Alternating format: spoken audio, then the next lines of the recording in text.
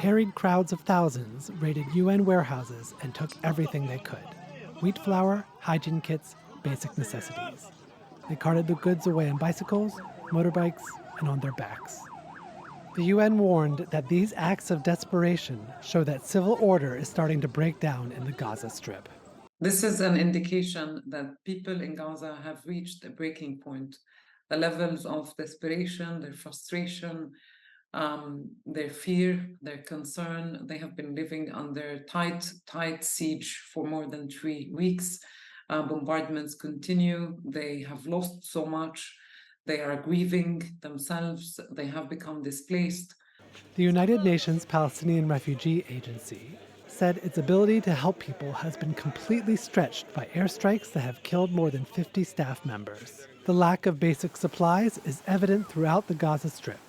In Deir al-Balah, without access to fresh water, residents are bathing and washing their clothes in seawater. In Rafah, people are lining up at bakeries for hours hoping to get bread.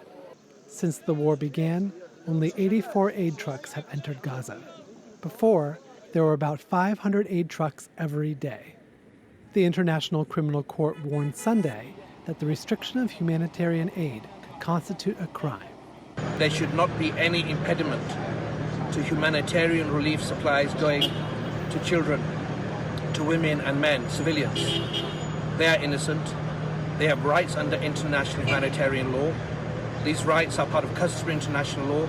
These rights are part of the Geneva Conventions, and they give rise to even criminal responsibility when these rights are curtailed under the Rome Statute. Despite calls for a humanitarian ceasefire and outrage across the Muslim world, Israel has intensified its operations on the ground.